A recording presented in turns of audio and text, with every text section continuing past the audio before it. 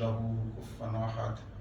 الصلاة والسلام على سيد الأنبياء والمرسلين أبي القاسم محمد اللهم صل على محمد وآل الطيبين الطاهرين الذين أذهب الله عنكم الرجس أهل البيت ويطهركم تطهيرا. اللهم صل على محمد وعلى محمد ورحمة الله على محبينهم ولعنة الله على أعدائهم أجمعين من يوم هذا إلى يوم الدين.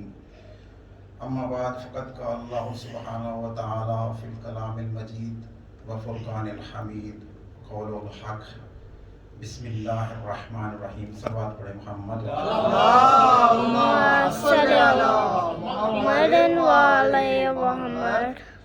سامعین محترم، جیسے کہ آخری جمعرات میں نے تھوڑا سے ٹوٹے پھوٹے الفاظ کی پڑھنے کی جسارت کی تھی، اسی کا سلسلہ تھوڑا سا آگے میں بڑھانے کی کوشش کروں گا. صلوات پڑھیں محمد. اللهم صل على محمد وعلى محمد. جیسا کہ حدیث میں نے پیش کی تھی، کلو امر ذی بال لا یبدہ فہو بسم اللہ فہو ابتر. صلوات پڑھیں محمد. اللهم صل على محمد وعلى محمد. کلو امر ذی بال لا یبدہ بسم اللہ فہو ابتر، کہ آپ جو بھی کام کریں اگر وہ بسم اللہ اس میں شامل حال نہیں ہے تو وہ ابتر ہے، ہر کام سے مطلب اس کا کوئی معنی نہیں ہے. سبحان اللہ. تو ہمارا کہاں تک بسم اللہ الرحمن الرحیم سے تعلق ہے؟ حالانکہ ایک وہ عظیم آیت ہے جس کو پروردگار نے بیشتر مقامات کے قرآن مجید میں پیش کیا ہے. تو اور تمام آیات جو تھیں وہ انبیاء کرام سے تھیں، اور یہ بسم اللہ الرحمن الرحیم جو ہے اس کا تعلق ہر نبی سے تھا، ہر نبی کے دور سے تھا. صحیح ہے. تو جو اگر آپ مطلب اللہ کا حکم ہوا کہ اگر آپ کام کریں گے تو بسم اللہ الرحمن الرحیم نہیں پڑھیں گے تو کام تو ہو جائے گا، لیکن اس کام میں کوئی برکت نہیں ہوگی، اس کام میں کوئی ثواب نہیں ہوگا، اس کام کا کوئی معنی نہیں ہوگا. حالانکہ ہمارے پاس اس کی بیشتر مقامات پہ پڑھنے کا حکم ہوا ہے. ٹھیک ہے.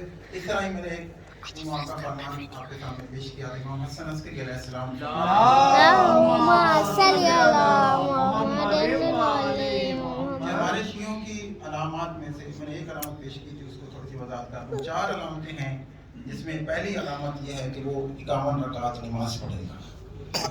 دوسری رکعت یہ ہے کہ وہ دائیں ہاتھ میں انگوٹھی پہنے گا.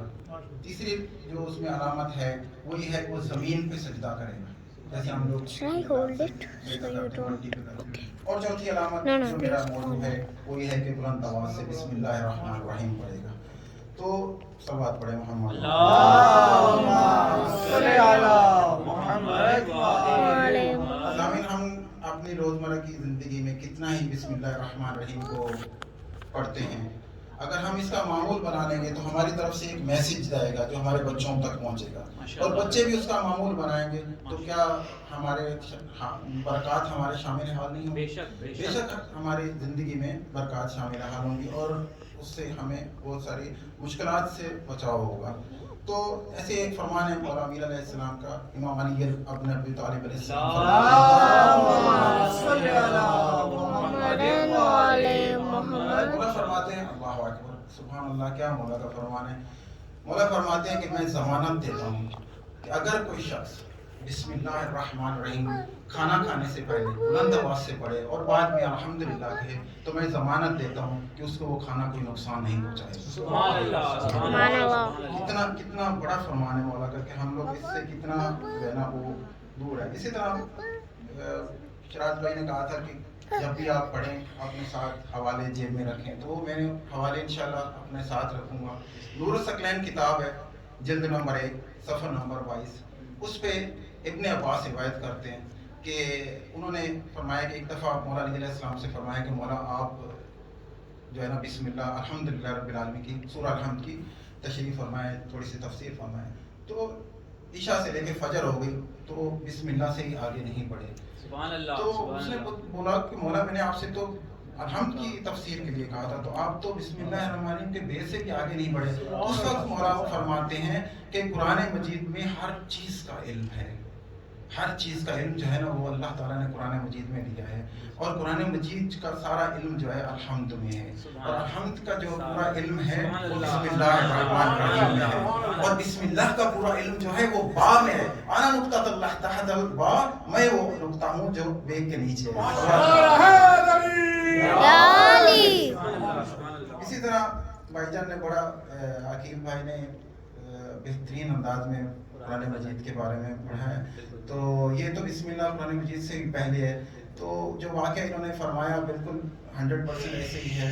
تو پیغمبر اکرم نے منع فرمایا، رک گئے، پھر وہ چلے گئے، وہ واپس آئے، تو بچہ جو تھا انہوں نے بسم اللہ الرحمن الرحیم کی تلاوت کی، جو خود ہے ماشاء اللہ قاری صاحب، تو انہوں نے جب تلاوت کی تو اللہ تعالیٰ نے اس کے قبر سے عذاب اٹھانے، اسی کے منطق میں ہے جامعۃ الاخبار نفیس البرہان کتاب ہے، اس میں اللہ تعالیٰ جو حضور پاک صلی اللہ علیہ وآلہ وسلم فرماتے قال النبی اس قال معلم للصبی بسم اللہ الرحمن الرحیم فقال الصبی بسم اللہ الرحمن الرحیم، کہ جب ایک قاری صاحب مطلب جو ایک مولانا ہے ایک بچے کو کہتے ہیں کہ آپ بسم اللہ الرحمن الرحیم پڑھیں، تو اس ٹائم جب وہ بچہ بولتا ہے بسم اللہ الرحمن الرحیم تو کیا ہوتا ہے، اس ٹائم بسم اللہ پڑھنے سے کتب اللہ برائل للصبی، کہ اللہ تعالیٰ اس کو جہنم کی آگ سے بچا دیتا ہے، صرف اس کو ہی نہیں برایت الابوین یعنی اس کے والدین کو بھی جہنم کی آگ سے بچا دیتا ہے، جیسے انہوں نے فرمایا کہ عذاب ہو رہا تھا،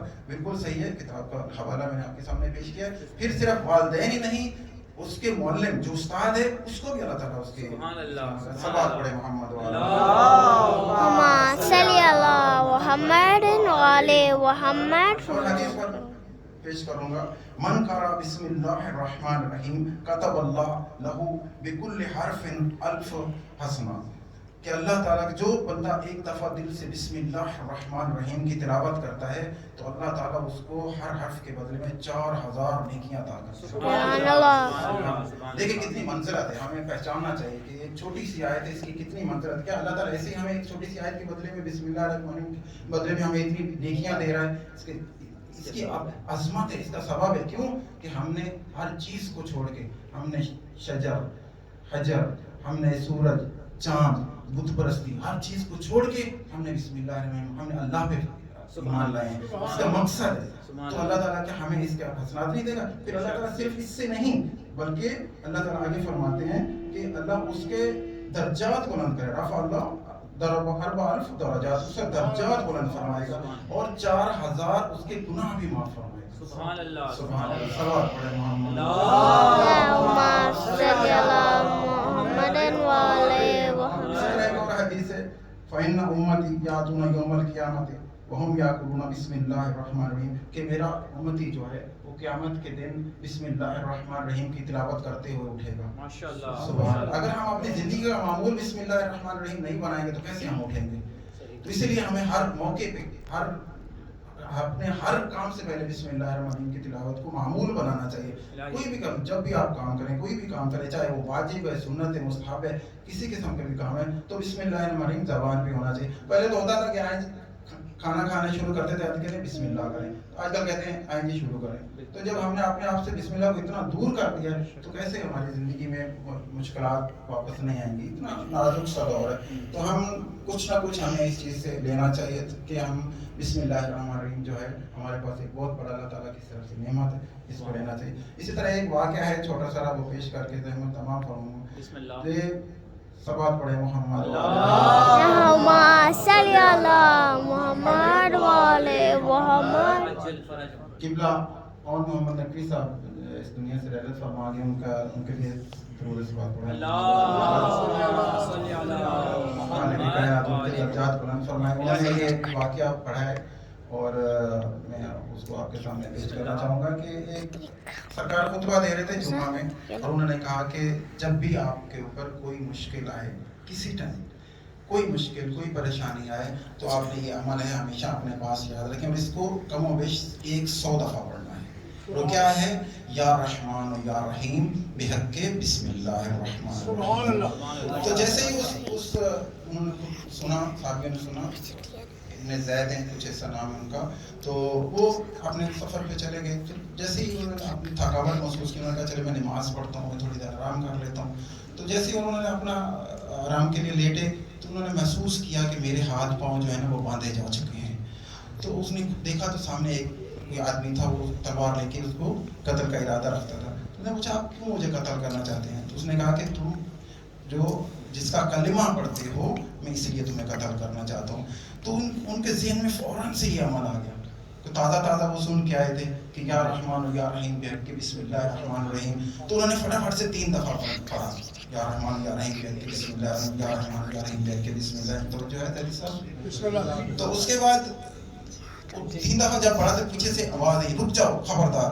ایسے ہی قبلہ نے پڑھا تو رک جائے خبردار. اتنے میں وہ پیچھے بھاگا, اس نے دیکھا کہ شاید کوئی مجھے ہی نہ تیر مار دے, کوئی شاید مجھے ہی نہ مار دے. اتنے میں انہوں نے پڑھنا شروع کر دیا. وہ صحابی نے پڑھتے رہے جب وہ ابھی تسبیح مکمل نہیں ہوئی تھی, پھر ایک زوردار سے آواز آئی کیونکہ وہ لوٹا مارنے کے لیے. تو پھر زوردار سے آئی تو پھر وہ بھاگا پیچھے میں. تو اتنے میں انہوں نے 100 دفعہ پورا پڑھ لیا. جب وہ مارنے کے ارادے سے دوبارہ تلوار اٹھائی تو اس کا خود سر جو ہے نا قلم ہو گیا. دیکھا کہ نقاب پوش ہیں, صلوات پڑھیں محمد.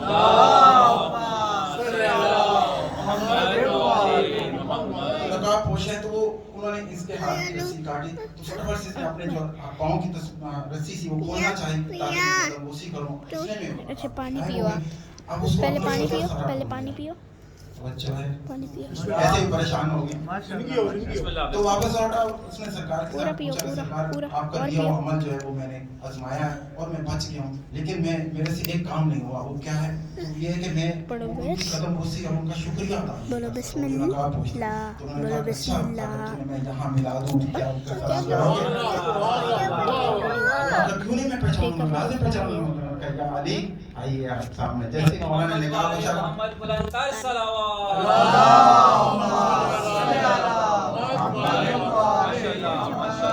تو عزیزان محترم یہ ہے بسم اللہ الرحمن الرحیم کے چھوٹے چھوٹے میرے سے الفاظ جو میں نے آپ کے تک پہنچائے ہیں کہ آپ انشاءاللہ اس سے مستفید ہوں گے. آئندہ بھی انشاءاللہ جو کچھ میرے سے ہو سکا پیش کرنے کی کوشش کروں گا. صلوات پڑھیں محمد وعلی محمد.